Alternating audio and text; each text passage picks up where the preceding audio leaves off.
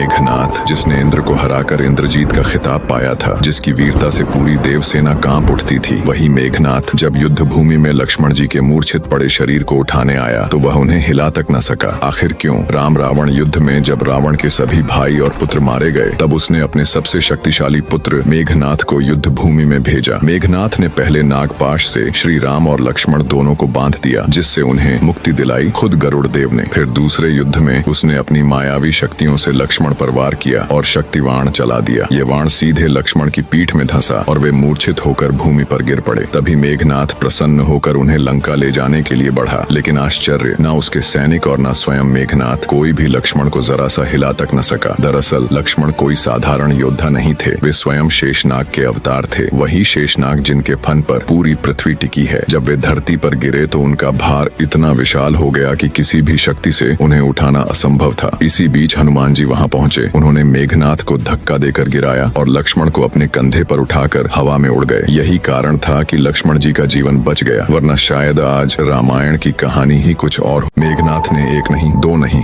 तीन देवास्त्र चलाए श्री लक्ष्मण पर, फिर भी लक्ष्मण को खरोंच तक नहीं आई। क्यों लौट गए? ब्रह्मास्त्र, त्रिशूल और नारायण अस्त्र बिना वार किए। लंका का युद्ध अपने चरम पर था। मेघनाथ ने वानर सेना को तहस नहस कर दिया था। पहले दिन उसने नागपाश में लक्ष्मण जी को बांध दिया तथा दूसरे दिन उन्हें शक्ति बाण से मूर्छित कर दिया। दोनों बार हनुमान जी ने उनकी जान बचाई, लेकिन तीसरे दिन मेघनाथ ने शुरू किया निकुंभला यज्ञ। अगर वह यज्ञ पूरा हो जाता तो वो अमर हो जाता, लेकिन ठीक समय पर पहुंच गए श्री लक्ष्मण। उन्होंने यज्ञ विध्वंस कर दिया और युद्ध भूमि में मेघनाथ से आमना सामना हुआ। अब शुरू हुआ वो युद्ध जिसे देख स्वयं देवता भी थम गए। मेघनाथ ने पहला अस्त्र चलाया, ब्रह्मास्त्र, स्वयं ब्रह्मा द्वारा बनाया गया विनाश का हथियार। लेकिन जैसे ही लक्ष्मण जी ने हाथ जोड़कर उसका सम्मान किया, ब्रह्मास्त्र रुक गया, क्योंकि वो नियमों का पालन करता है और शेषनाग को हानि नहीं पहुंचा सकता। दूसरा अस्त्र था त्रिशूल, महादेव का सबसे शक्तिशाली अस्त्र, पर त्रिशूल भी रुक गया, क्योंकि भगवान शिव ने इसे कभी अपने निज स्वरूप श्री विष्णु और शेषनाग के लिए उपयोग न करने की शपथ ली थी। फिर आया अंतिम अस्त्र, नारायणास्त्र, जो केवल विनाश करता है। पर जब सामने लक्ष्मण खड़े हों जो स्वयं भगवान विष्णु के शेष अवतार हों, तो नारायणास्त्र क्या ही कर सकता था। नारायणास्त्र ने 3 बार परिक्रमा की और लौट गया। ये देखकर मेघनाथ समझ गया, जिससे वो युद्ध कर रहा है वो कोई साधारण मनुष्य नहीं, बल्कि वह स्वयं नारायण और शेषनाग के अवतार है। लेकिन रावण नहीं माना और फिर हुआ वो जो होना तय था। मेघनाथ वीर गति को प्राप्त हुआ और लंका का विनाश शुरू हो गया। अगर तुम्हारा भी सिर गर्व से ऊंचा हो गया ये कथा सुनकर, तो कमेंट में जोर से बोलो जय श्री राम और इस वीडियो को इतना शेयर करो कि हर